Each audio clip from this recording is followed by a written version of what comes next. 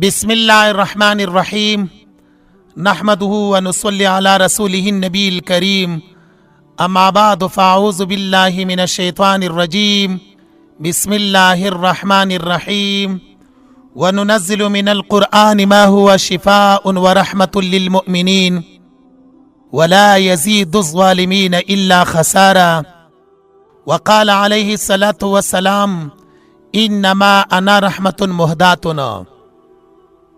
ډیرو محترمو قدرمنو اوریدونکو د قرآن مجید اصول تفسیر د اختتام په اخر کې تعوذ او د تعوذ متعلق شپږ خبرې بیان کړلې شوې.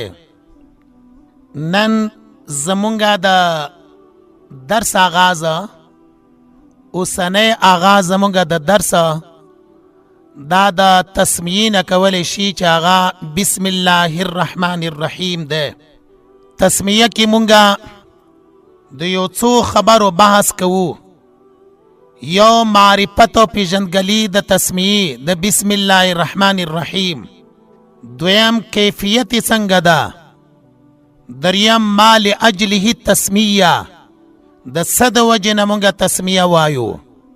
دارنګې د دغې تسمیې متعلقه نور چې زموږ سره کوم مباحث دي، بحثونه دي، هغه هم ذکر کولی شي، لکه ضرورت تسمیې ته څه دی، شرافت تسمیې څه دی. دا ټول هغه عنوانات دي چې دلته د هغې تذکره ضروري ده. اول مونږه معرفت تسمیې د تسمیې د بسم الله الرحمن الرحیم کلمې پیژندګلي. لغت کی تسمیه وضع الاسم د نوم کی خودلو ته ویلی شي. کوم ځای کې چې مونږه عنوان د تسمیه وګورو نو د تسمیه لغوي معنا وضع الاسم د نوم کی خودله، دای لغوي معنا شوله. اصطلاح کی بسم الله الرحمن الرحیم کلمه یا تسمیه عبارت د چانا التلفظ ببسم الله الرحمن الرحیم. تلفظ په بسم الله الرحمن الرحیم سره اصطلاح کی مسما کولی شي په تسمیه باندې، یعنی دیتا تسمیه ویلی شي. دا پیژندګلتیا یا معرفت تسمیه و او په همدغه طریقې باندې تسمیه وپیژندلی شوه. دویم عنوان په دې ځای کې کیفیت تسمیه، چې تسمیه کیفیت څنګه ده. مونږه په تعوذ کې یو خبره کړې وه چې تعوذ او دارنګي تسمیه دیتا کلمات شرعیه ویلی شي. کلمات شرعیه دا موقوف دی په شرع باندې. شریعت چې څنګه دغه کلمات شرعیه مونږ ته بیان کړي بغیر د تغییر نه، چې مونږ په هغې کې تغییر وکړو، بغیر د تبدیل نه چې د ځان نه یو شی په هغې کې زیات کو یا د دغه کلماتو نه یې کم کو، زمونږ دپاره جواز نه جوړیږي. یعنی کلمات شرعیه څنګه چې شریعت مونږ ته نقل کړي دي، په هغه طریقې باندې به مونږه دغه کلمات شرعیه نقل کوو، وایو به ذکر به کوو او دا هغې نشر اشاعت به په هغه طریقې باندې کولی شي. نو تسمیه مونږ ته چې نقل شوې ده هغه په بسم الله الرحمن الرحیم سره نقل ده. دا یو. دویم په سورت هود علیه الصلاة والسلام 41 نمبر آیات کی بسم الله الفاظ دی. بسم الله مجریها و مرساها الفاظ مبارکه د سورتی هود 1 نمبر آیات کی دی.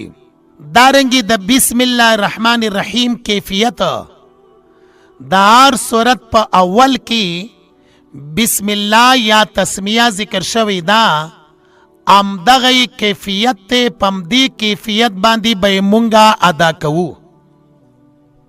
دے سرا سرا حدیثی مبارکہ کی پا دو طریقو باندی تسمیہ نقل کرل شوی دا.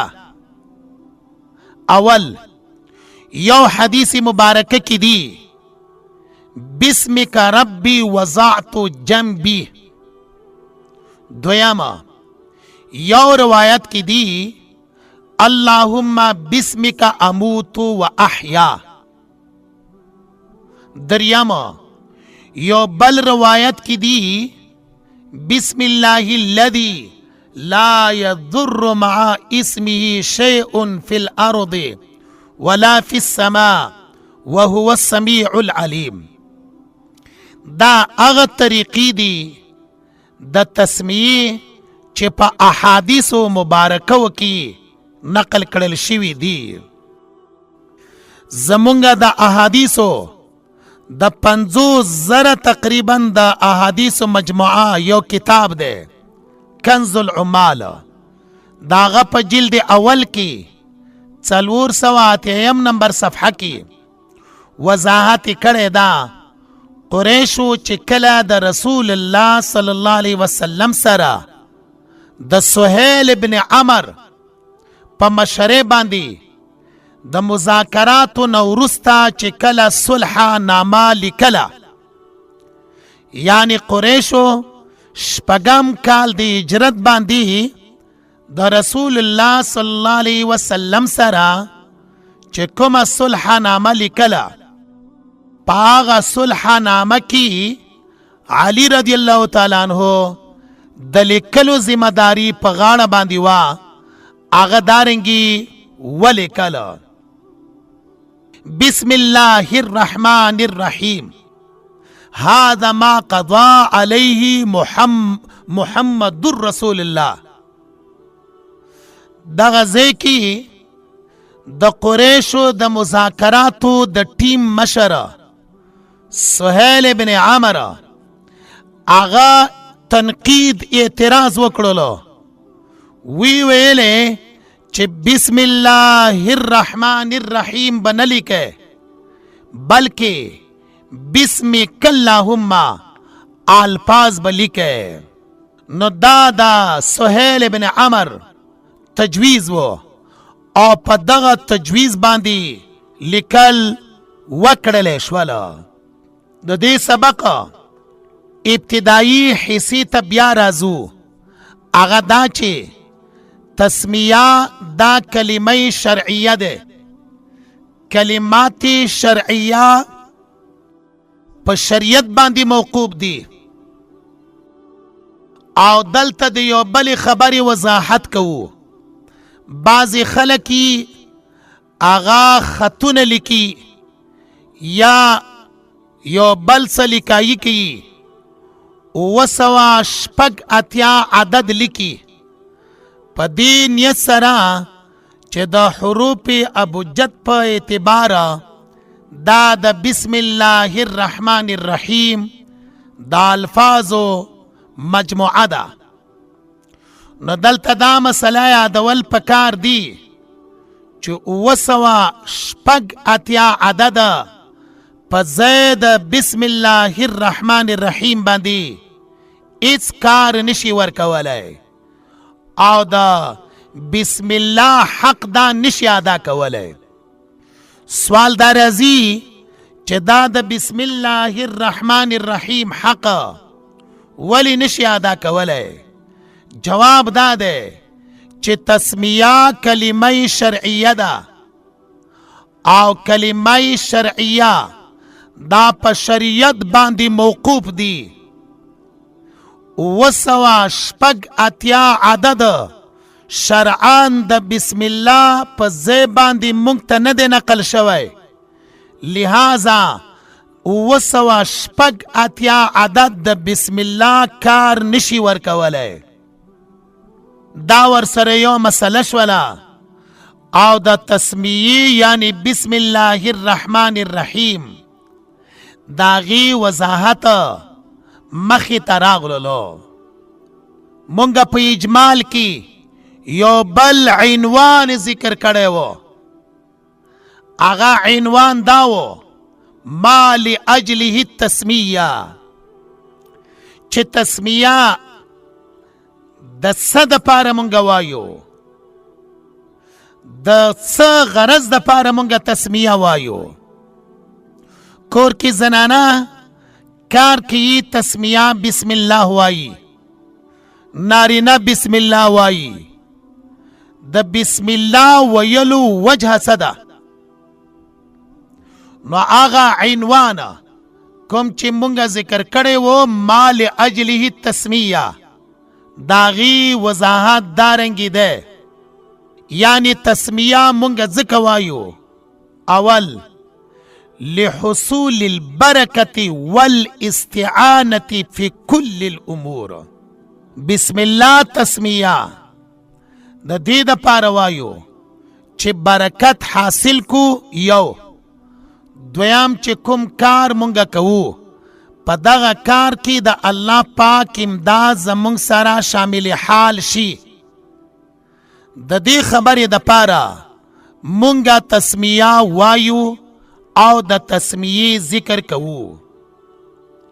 دویمه تسمیه مونږ ځکه وایو چې د تسمیه په لوستلو کې دلیل على ان العبد محتاج الى الله تعالى في الاستعانة. په دې خبره باندې دلیل دی چې بنده دا الله پاک ته محتاج دی، بنده الله ته محتاج دی په استعانت کې، په مدد کې، په امداد کې.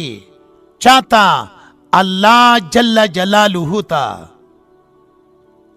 دا دو فیدې شوله. دریمه پیدا تسمیه مونږ ځکه وایو لدفع الشر والوبال، چې مونږ د شرونو نه او دارنګي د مصیبتونو نه بچ شو. لکه یو حدیث مبارکه ده کل امر ذی بال لا یبدأ فیه ببسم الله الرحمن الرحیم. آرغه کار چغا محتم بشانی تسمیه ور پکې ونه ویل شي نو دغه کار بی خیر و بی برکت یي. څلورمه تسمیه د پاره د دې خبرې وایو لتحقیر الشیطان، چې شیطان نور هم ذلیل شي، شیطان نور هم د ذلت سره مخامخ شي. لکه مسند امام احمد کی یو حدیث مبارکه ده ان النبي صلى الله عليه وسلم قال لأسامة بن عمير قل بسم الله فإنه يصغر الشيطان حتى يكون كالذبابة.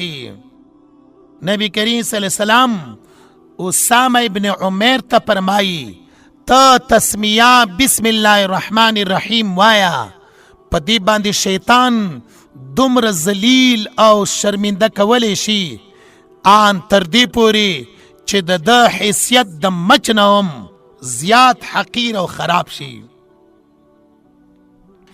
څلورمه پیدا د تسمیه مونږ په همدغه حدیث مبارکه سره بیان کړله. دې نه وروسته یو بل عنوان زمونږ سره دا و چې د تسمیه معرفت، کیفیت، ما لاجله التسمیه او شرافت تسمیه. نو شرافت تسمیه دارنګي علماء کرامو نقل کړی ده. اولا علماء کرام فرمایي په تجربې سره خبره ثابته ده چې کله یو مسلمان په سخت مصیبت او مشکلاتو کې راګیر وي او دغه مشکلاتو نه د راوتلو لاره ترېنه ورکه یي، پریشانه یي، نو دی په یو ښایسته ښکلي کاغذ کې دارنګې ولیکي: بسم الله الرحمن الرحیم من العبد الذلیل الى رب الجلیل ربی انی مسنی الضر وانت ارحم الراحمین. دا په یو کاغذ کې ولیکي او بیا دغه کاغذ صفا روانو اوبو کې واچوي چې به حرمتي دغه کاغذ نه وي. الله پاک به د دې کاغذ په لیکلو سره دغه مشکل کار کوم چې دغه کار سره دی مخامخ شوی ده، الله پاک به ورته آسان کی او د دې مشکلاتو نه به الله پاک راوباسي. دویم، قیصر بادشاہ حضرت عمر رضی اللہ تعالی عنہ ته پیغام را لېږلی و چې زما په سر باندې درد وي. حضرت عمر رضی اللہ تعالی عنہ دغه بادشاہ ته خپله خولۍ خپله ټوپۍ ورولېږله. کله به چې بادشاہ دغه خولۍ او دغه ټوپۍ په سر باندې وه نو دغه بادشاہ په سر باندې به درد نه و، خو کله به چې دغه خولۍ او دغه ټوپۍ د سر نه کوزه کړله، لرې به کړله، نو ده په سر باندې به درد راتللو. دغه بادشاہ سوچ او فکر کړی دی چې په دغه خولۍ او دغه ټوپۍ کې کوم راز پروت دی چې زما په سر باندې یي، نو زما په سر باندې درد نه او د سر نه چې کله لرې کم نو ما باندې درد راځي، درد سر راځي. نو یو ورځ په دغه ټوپۍ باندې لاس وهلو، مینځ کې په کپړه کې غوټه ورته راغلله، نو بیا یې چاړه یا چاقو یا قنچي راغستلې ده او دغه غوټه یې ورباندې پرانستله. هغه غوټه چې کله راواغستله نو په هغې کې یو کاغذ و، په کاغذ کې صرف تسمیه بسم الله الرحمن الرحیم لیکل شوي و. دینه دا خبره ثابته شوله چې یو طرف ته دغه لوی عظیمه کلمه تسمیه د برکاتو نه ډکه ده، د دې سره سره په همدغه کلمه کې شفا هم دی، شفا هم الله پاک ورکوي. خو دلته دا یو سوال راځي او دا سوال به د هر یو مسلمان په ذهن کې پروت وي. هغه سوال دا دی چې مونږ تسمیه وایو او خپل بیماران په هغې باندې دموو یا بیمارانو ته په هغې باندې د خوراک او د څښاک یو شی دموو، دغه بیمار ته مونږه دا دم شوی شی په تسمیې سره په بسم الله سره ورکوو، خو زمونږ د مریضانو بیمارانو علاج او معالجه نه کولی شي او په دې باندې نشي راتللی په تسمیې باندې. نو هلته خو دا علماء کرام فرمایي چې شفا پکې ده. زمونږ د مریضانو شفا خو د تسمیې په ویلو سره رانغلله، د تسمیې په دمولو سره رانغلله. علماء کرام فرمایي چې د تسمیې د برکت د حاصلولو دپاره یا د تسمیې د اثراتو دپاره دوه خبرې ضروري دي. اوله خبره اجتماع الشرائط، دویمه خبره ارتفاع الموانع. اجتماع الشرائط کلمات شرعیه هغه وقت کې اثر کوي او هغه وقت کې په هغې باندې نتیجه مرتب کیږي چې ټول شرائط د دغه کلماتو د لوستلو دپاره د یو مسلمان د طرف نه پوره کړلی شي. بیا په دغه شرایطو کې یو شرط دا دی صداقت، دویم اعتقاد، دریم د الله سره قوي رابطه. دا درې واړه خبرې د چا د پاره کلمات شرعیو کې د شرایطو په لیست کې، د شرایطو په فهرست کې دا درې واړه راځي، نورم د هغې د پاره دي.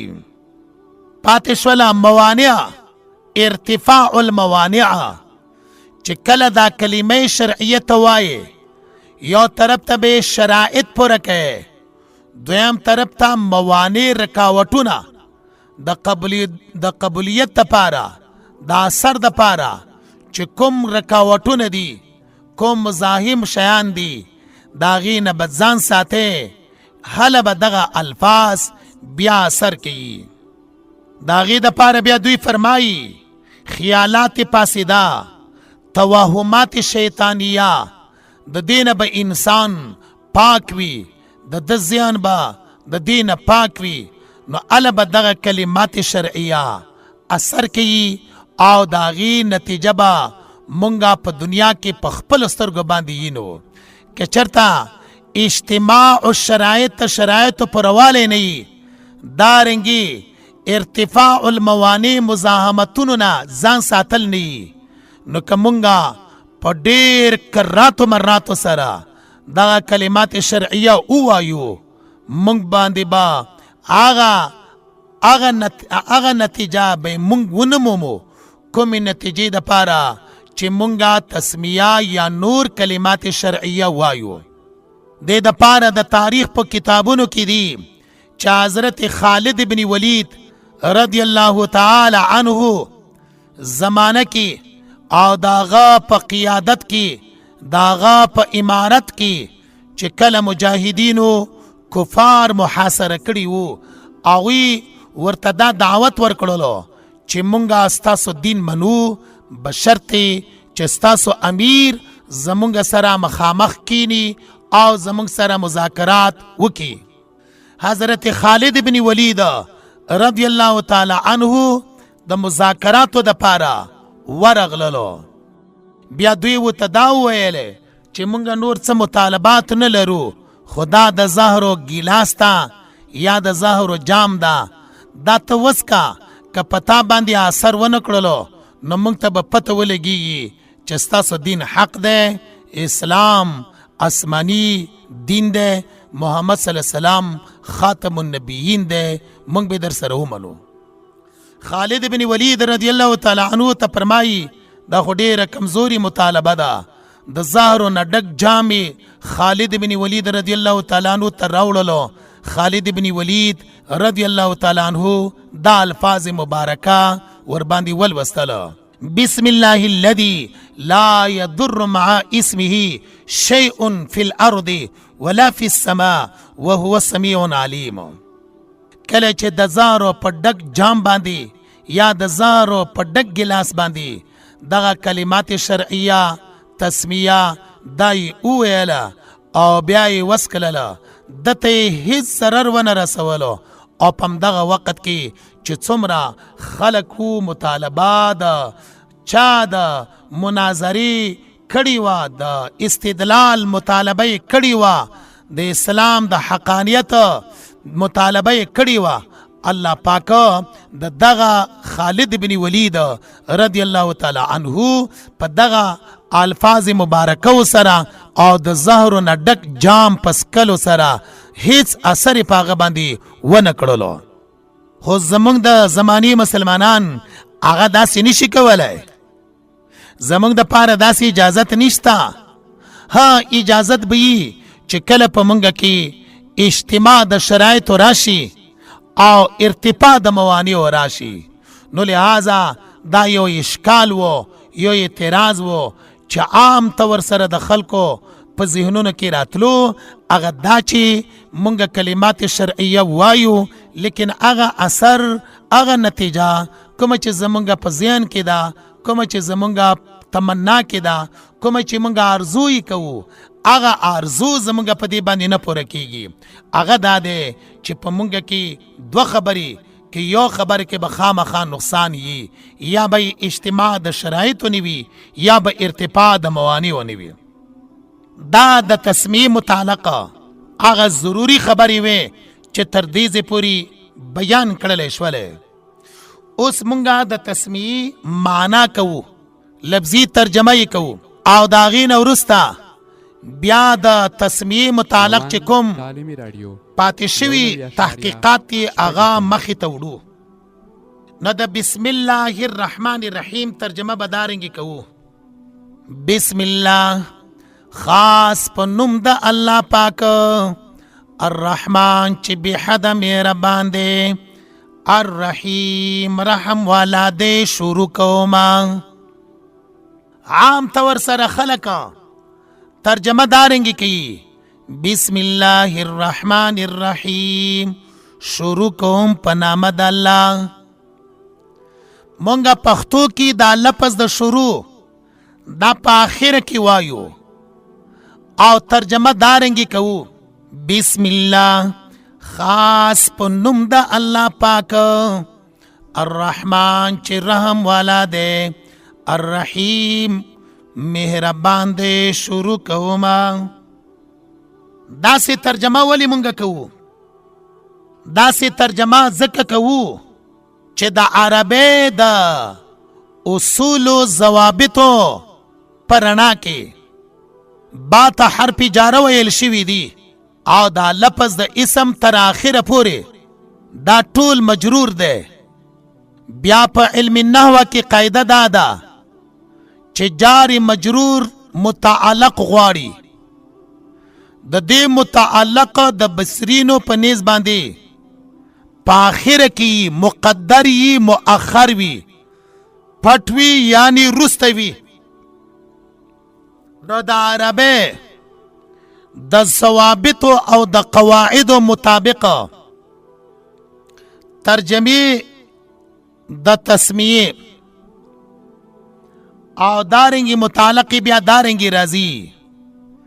بسم الله الرحمن الرحیم ابتدئو، دای تقدیر شولو.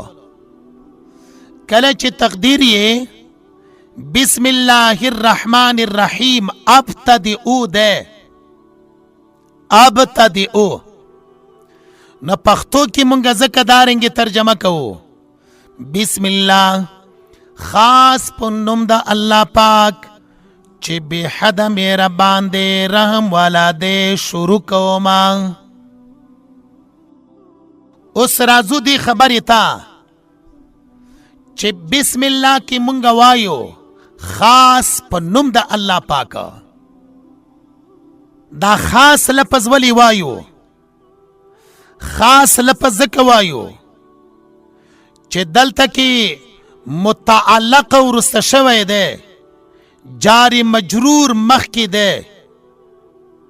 دا د علماو خبرې دي، د علماو د پاره چې د عربی د ضوابطو سره واسطه یي، یاد یي.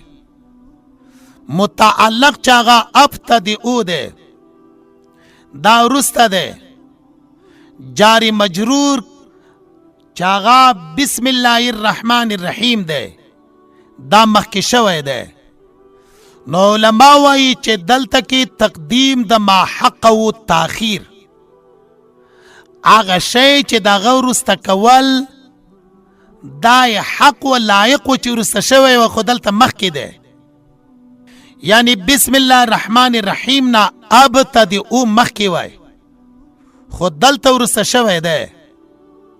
نو تقدیم د ما حق و تاخیر دا وایي د پاره د حصر اختصاصي، چې کله د پاره د حصر اختصاصي بسم الله کی ترجمه به دارنګ شي د قانون موافقه، خاص په نوم د الله. کچرته مونږه خاص لفظ وسره یاد نکو نو دغه قانون د عربی نه بیا سرغړونه ده، او دغه قانون د عربی دا خپل وضاحت را نغللو، او د چې کومه فایده و هغه پیدا واضح نشوله. ځکه مونږه لفظي ترجمه دارنګې وکړله بسم الله خاص په نوم د الله چې بې حده مهربان دی رحم والا دی شروع کومه د تسمیې کیفیت ضرورت ما لاجل تسمیه او دا دوه اعتراضونه د دین وروسته مونږه لفظ د الله دې کې وضاحت کول غواړو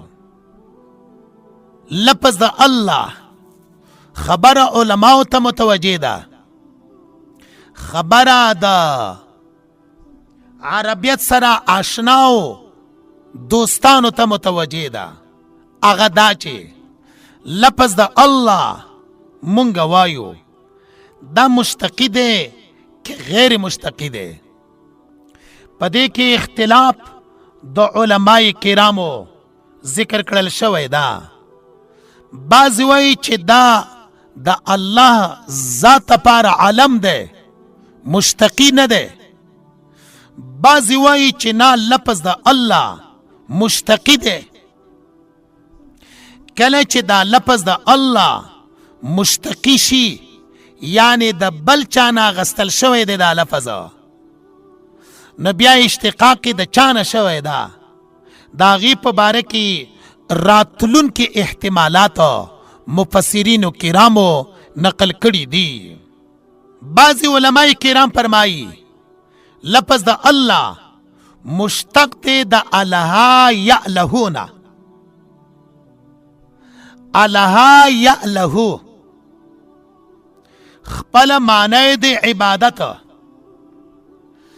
الله تا الله ذکر وایي چې مستحق د عبادت صرف دغه یو الله دی بل څوک نه دی لکه سوره اعراف 138 نمبر آیات کې وَيَذَرَكَ وَآلِهَتَكَ تفسیر ابن کثیر لیکلی دی آلهتک اے عبادتک نو الله تا الله ولی وای زکه دا لفظ دا الله یا لهون ماخوذ ده معنی د عبادت مستحق د عبادت صرف الله ده زکه الله تا الله ویلی شي دویما لفظ دا الله دا مشتق ده د ولها یو لهونا خپل معنی ده فزع گبراهٹ یریدل نبیا الله تا الله زکوائی لأن الناس یولهون الیه عند الجزع والفزع والحاجة لپس دا الله ولها یو لهونا غستل شوی ده معنی ده جزع فریاد فزع یریدل الله تا الله زکوائی لأن الناس یولهون الیه خلق الله تا متوجی کیگی الله تا پریادون کی پا وقت جزع کی پا وقت یر کی پا وقت حاجت کی الله تا پریاد کی زکا الله تا الله ویلشی دریاما علماء فرمائی لپس دا الله مشتق دے دا چانا آلیه تشیعنا معنی دے تحیر الله تا الله زکوائی ان العقول تتحیر فی کنهه وعظمته والإحاطة بكيفيته الله تا الله زکوائی چې د انسانانو عقلونه د الله په عظمت کې د الله په لویۍ کې د الله پاک د قدرت په باره کې ټول عقلونه د انسانانو حیران دریان دي ځکه الله تا الله ویلی شي څلورمه بعض علماء کرام فرمایي لفظ د الله دا مشتق دی د الله نه معنی د احتجب معنی د ارتفع معنی د استنارا حاصل دا دی چې الله لفظ لا نه ماخوذ دی، معنی د پټوالی. الله پاکه د عوامو د خواصو د دوی د سترګو نه پټ دی، نه دی لیدلی، نه دی کتلی. دا څلور توجیحات علماء کرامو په لفظ د الله کې کړي دي. نو لنډه خبره دا شوله چې لفظ د الله بعضی وایي مشتقی دی، بعضی وایي غیر مشتقی دی. مشتقی والی د پاره مونږه څلور توجیحات نقل کړله او دا څلور توجیحات علماء کرامو کړي دي. را بشو لفظ د الله معنی ته. مخکې مونږه د اشتقاق په اعتبار سره وویلی، اوس لفظ د الله معنا څنګه ده؟ اسم لذات واجب الوجود المستجمع لجميع صفات الكمال المنزه عن النقصان والزوال. الله اغه نوم دی چې ټول صفات کمال فاغه کې راجمع دي، د نقصان نه د زوال نه پاک صفا ذات دی. نور ټول باندې زوال را روان دی، ټول په نقصان کې دي، لیکن الله د زوال نه د نقصان نه مبرا دی. او دا معنا د لفظ د چا دی؟ لفظ د الله دی. لکه علماء کرام څنګه فرمایي اسم لذات واجب الوجود المستجمع لجميع صفات الكمال المنزه عن النقصان والزوال. دا سی ذات ویل شي الله، او دا نوم دی د پاره د ذات چا د الله. تر دغه ځای پورې لفظ د بسم الله مخې ته ذکر کړل شوله د تفصیل سره. وړاندې بیا د الله پاک دوه صفتونه دي، اسماء صفتیه دي. یو اسم صفتی د باری تعالی الرحمن دی، دویم اسم صفتی د باری تعالی الرحیم دی. بیا کله چې مونږه په قرآن مجید کې د اول نه تر آخره پورې تفتیش او تلاش وکړو، لفظ د رحمان یا کلمه د رحمان په ټول قرآن مجید کې 50 کرتی ذکر شوی دا، او دا لفظ د رحیم په قرآن مجید کې 95 کرتی ذکر ده. نو لفظ الرحمن او لفظ الرحیم د دوی استعمال په قرآن مجید کې، د دوی ذکر په قرآن مجید کې هغه په دغه طریقې او په دغه عادت سره شوی دا کوم چې مونږ بیان کړلو. دلته یو سوال دی، سوال دا راځي چې رحمان او لفظ د رحیم دا خو د رحمت نه دی. رحمت څه ته ویلی شي؟ د رحمت تعریف یې دارنګې کړی ده، التخلیص من انواع الآفات. یا رحمت ویلی شي ایصال الخیرات الى اصحاب الحاجات. بیا دلته یو مشهور سوال دی، هغه سوال دارنګې دی چې رحمت رقت القلب د زړه نرمش ته وایي، د زړه نرم کېدلو ته ویلی شي. رحمان چې صفت الله دی، رحیم چې صفت الله دی، دا دواړه د رحمت نه اخیستل شوي دي. رحمت خو رقت القلب د زړه نرمۍ ته وایي. الله پاک د زړه نه مبرا دی، الله پاک زړه نه لري. څنګه به لفظ الرحمن او لفظ الرحیم الله پاک ته صحیح شي؟ دې باره کې د مفسرینو دوه قولونه دي. یو قول د علامه بیضاوی رحم الله دی، هغه فرمایي چې د رحمت لپاره دوه معناګانې دي، یو په اعتبار د مبادیو سره ده، دویم په اعتبار د غایاتو سره ده. دلته کې په اعتبار د مبادیو سره نه دی چې د زړه نرمش ترې نه واخلو، د زړه نرمي ترې نه واخلو، بلکې دا په اعتبار د چا سره دی؟ د غایاتو سره دی. دویم قول د علماء کرامو دا دی چې د الله پاک نومونه دا حقیقي دي. رحمان او رحیم چې رقة القلب نه واغستلی شي په اعتبار د رحمت سره، او بیا مونږ ووایو چې په اعتبار د غایاتو سره دی، دا خو معنا مجازي ده. د الله پاک صفتونه حقیقي دي، د الله صفتونه مجازي نه دي. نو دلته کې په معنا حقیقي سره پکار دی، نه په معنا مجازي سره. هغه دا دی چې رحمت څه ته وایي؟ فضل، احسان، انعام، بغیر د عوض او بغیر د غرض نه. د الله پاکه په صفاتو کې معنا مجازي نه ده پکاره. رحمت معنا حقیقي، فضل، احسان، انعام، بغیر د عوض او بغیر د غرض نه، په دې معنا سره اغسل شوی دی. مونږ به لږ وضاحت وکړو. هغه دا دی چې رحمت په دوه قسمه دی. یو رحمت رقة القلب د زړه نرمۍ ته وایي، دویم رحمت الله پاک صفت.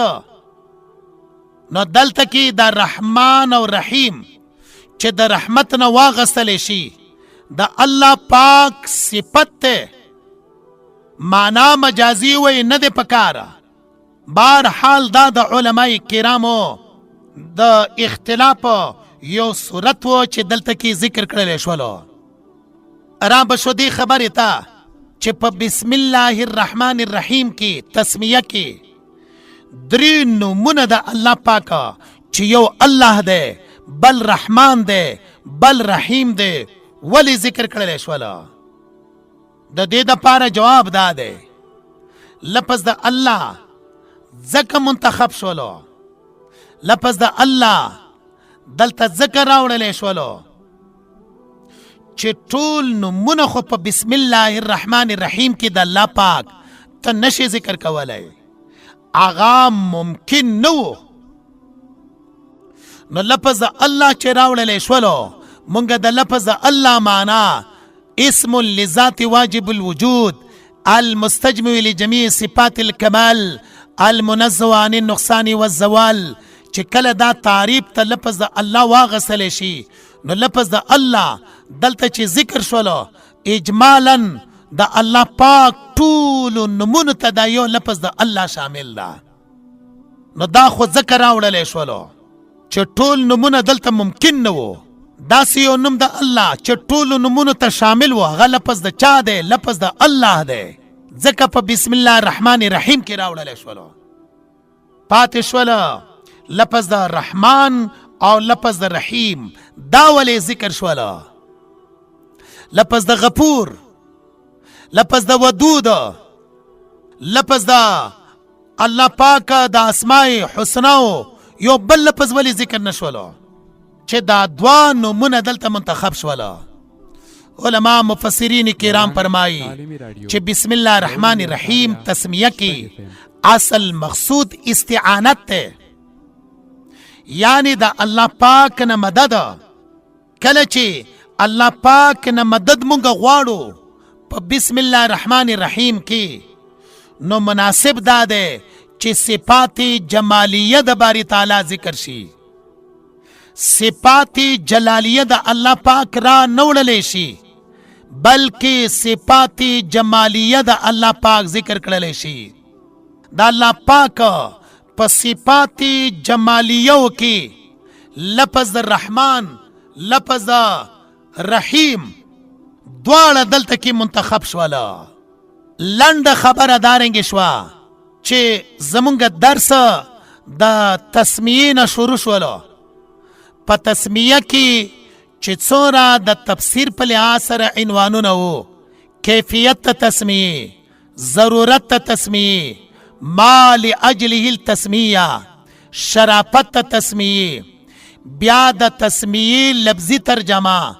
په تسمیه کې با چې مخکې راوړل شوې دا او مونږه معنا وکړله د تسمیه، آلته یو اعتراض سره د جواب نه د سره لفظ د الله چې دا مشتقی دی که غیر مشتقی دی که چیرې مشتقی شي نو مبدا د اشتقاق ما په څلورو طریقو سره بیان کړله څلورو طریقو سره د هغې بیان مخې ته راغللو بیا په بسم الله الرحمن الرحیم کې د الله درې نومونه چې یو لفظ د الله دی بل لفظ د رحمان دی بل لفظ د رحیم دی ولې راوړلی شوله ولې منتخب کړلی شوله د هغې متعلق خبره راغلله بیا په آخره کې دوه نومونه د الله پاکه چې یو رحمان دی په ټول قرآن پاک کې 55 کرتې ذکر دی بل رحیم دی چې ټول قرآن پاک کې 95 کرتې ذکر دی نو دا رحمان او دارنګې د رحیم نومونه په دې وجه باندې راوړل شوي دي چې تسمیه کې مونږه استعانت مدد د الله پاک نه غواړو نو د الله پاک نه چې مدد غواړو یو دا دی چې اسماء جمالیه د باری تعالی راوړلی شي یو دا دی چې اسماء جمالیه د باری تعالی راوړلی شي نه اسماء جلالیه نو ذکر رحمان او رحیم راوړلی شوله دین وروسته د رحمان او د رحیم متعلقه فرق چې رحمان او رحیم کې فرق څه دی هغې باندې به انشاء الله تعالی آینده کې بحث کوو هغې متعلق به انشاء الله تعالی فرقونه بیانوو چې لفظ د رحمان چې کوم د الله صفت رحیم دې دواړو منځ کې څه فرق دی واخر دعوانا ان الحمد لله رب العالمین